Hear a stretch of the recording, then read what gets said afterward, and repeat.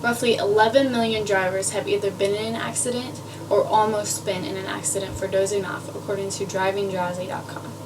What if there is a way to prevent these accidents? Well, there is.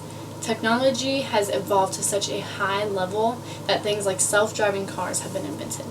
Could these vehicles be one of the best inventions ever, or could they potentially be one of the worst? This is a very important issue because it is something that could change lives for the better or could change lives for the worse. Technology has a mind of its own sometimes. I mean, all of you know that, your computers might shut down on you, might lose all your work,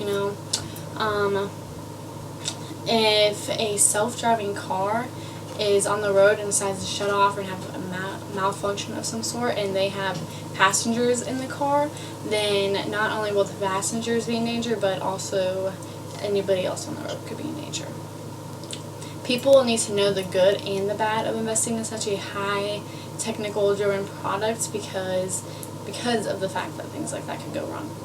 Technology has improved so well to the point where humans don't have to drive themselves around.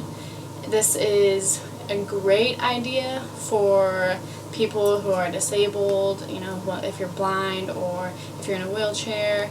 The elderly, if they're, the same type of people who are lazy and more, people who just want to have fun with it.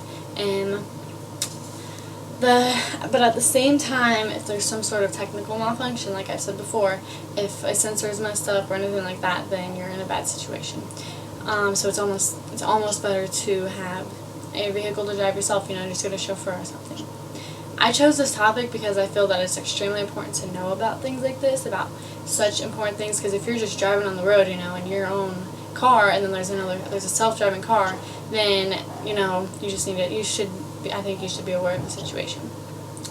I'm also worried that these vehicles will take out the art of driving, like driving race cars or classic vehicles on the road, because I don't want people to just go straight to this car and then forget all about the muscle cars and all that. Like, I drive a 61 Power Wagon, and it's crazy how many people are amazed by such an old vehicle that I have and how classic it is and how cool. It's just cool.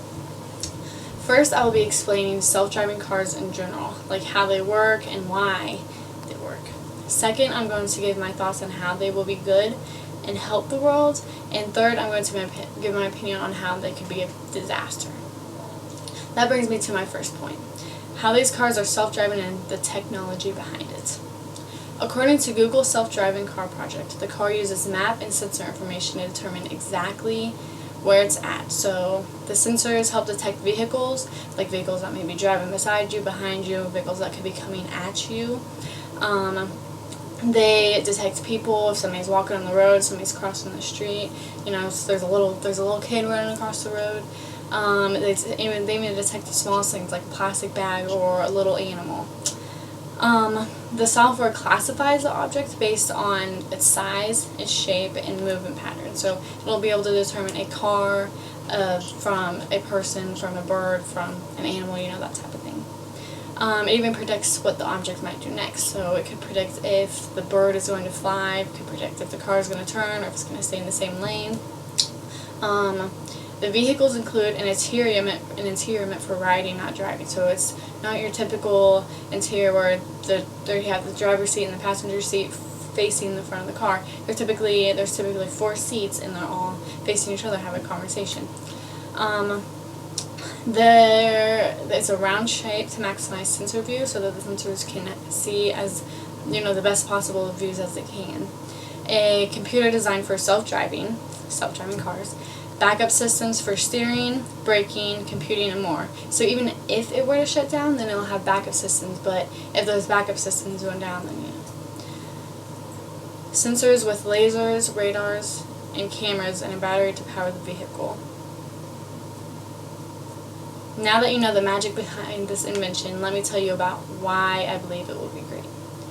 I believe that these cars will be perfect for those who aren't able to drive, like the elderly and disabled.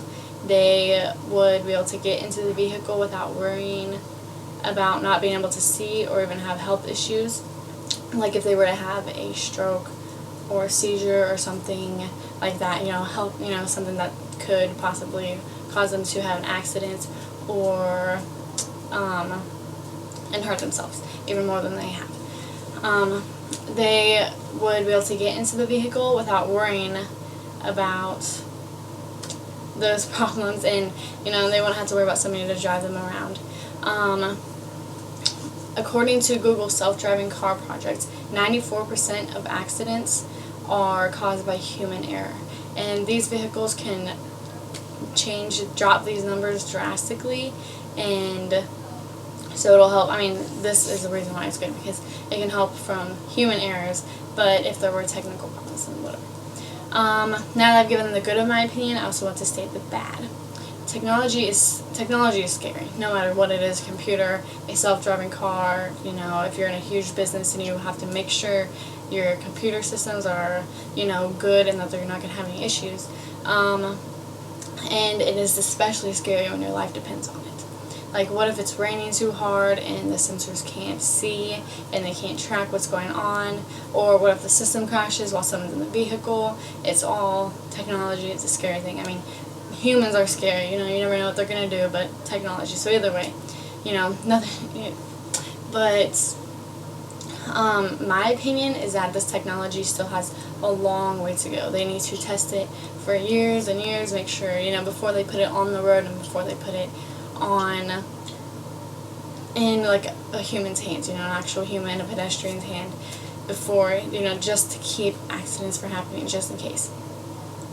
I think that these cars will take away the art of and the excitement of driving itself, which I love to drive. I love the older cars. I love cars in general, trucks, whatever. And I just think that the bigger that it gets, the less people are going to be amazed at the thought of the racing and the classic vehicles. And will we all have to drive a self-driving car at some point? Or will we still be able to drive our vehicles now, because not everyone's going to be able to afford a self-driving vehicle, and maybe, I don't know, we'll see how it plays out though.